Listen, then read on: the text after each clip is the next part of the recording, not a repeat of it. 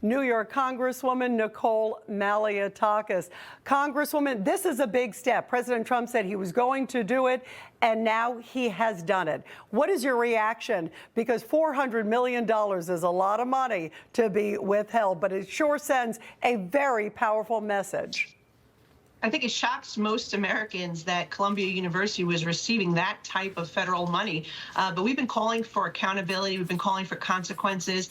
Thank God President Trump is there, and we're seeing action being taken to rein in these institutions who have allowed anti-Semitism to take place on their campuses.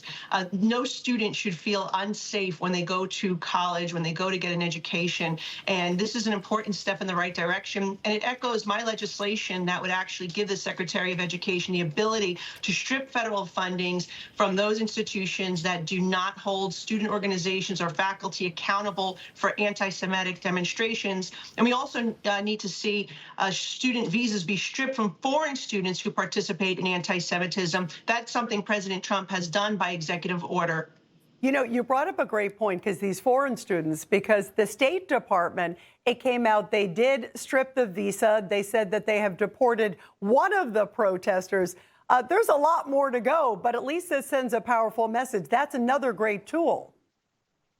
Absolutely. We need to use every tool in the toolbox to hold these institutions accountable. Here in New York City in particular, they've allowed these protests to take place, and they took zero action, which is why we called for the resignation of the head of Columbia University, which she eventually did resign. Speaker Johnson, myself, and my colleagues went to visit and stand with the Jewish students at Columbia University to show support when no other city official or state official from New York would. And I think that was an important step in getting to where we are today.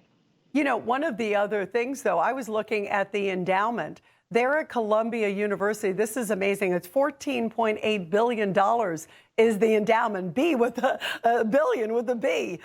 We are taking away now, the federal government saying they're going to take away $400 million. It sounds like a lot of money, but if you have a $14.8 billion endowment, what else do you think should be done? Well, I mean, and that's why it begs the question, why were they receiving so much in taxpayer money? Look, I think our committee, Ways and Means Committee, we're looking at an endowment tax for these institutions, and we'll see in the next couple of weeks how that plays out. Yeah, for sure. Also, what do you think is the message, too, now to college campuses everywhere? We're seeing it also as you look at what's happened in Barnard University. And there's this battle of, okay, it's free speech. But when does it clearly cross the line? I mean, like at Barnard University, they were hanging a puppet of the president of the university. If you're burning a flag, if you're destroying property, there are things that go well beyond free speech. What do you say to those folks? Well, we met with students at these institutions, and they were telling us that there were swastikas painted on the grounds of the college. They were being bullied. They were being physically assaulted. So that's certainly crossing the line from free speech. That is anti-Semitism, and we can't turn a blind eye to it. I'm glad that President Trump has taken action here to rein them in. And before I let you go, today is International Women's Day. Bravo to both of us and all women everywhere, Congresswoman. But you've been also doing some really extraordinary things and working on an American Women's History Museum. It's, by the way, something that I was helping to support also early on when they announced this. This has been in the works for a while. Now you have Wonder Woman, I see there, my friend Linda Carter. Talk about this. This, to me, is such an important issue. I'm a big supporter of this. I love what you're doing. Talk about why it's important, especially now more than ever. Yeah, this is an important project, and it was President Trump that authorized the American Women's History Museum back in 2020. Now we're working on legislation to get the land transferred so it could be built on the National Mall. We have significant bipartisan support, people from across the political spectrum within the House of Representatives, 92 sponsors.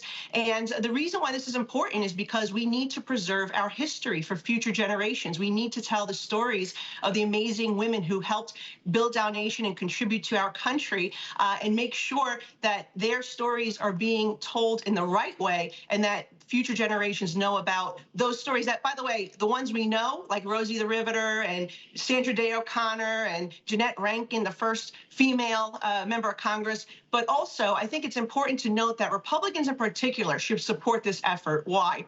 It was Susan B. Anthony, a Republican, who pushed for the 19th Amendment, a Republican senator who introduced it, a Republican Congress that approved it, and a majority Republican states that actually ratified it. And of course, we know that the ninth Title IX actually was signed into law by a Republican president, Richard Nixon, and President Trump is doing his work to protect women in sports now. So we have to make sure that these stories are told, and I look forward to working to get this project done so the women that we don't know about yet, we can have their exhibits so everyone can learn about their great work. Bravo, bravo. You're right. It should be bipartisan. Thank you very much. I love what you're doing, Congresswoman. Happy International Women's Day to both of us. Thank you very much. Thank you. Thank you.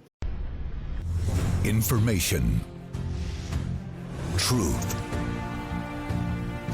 is freedom.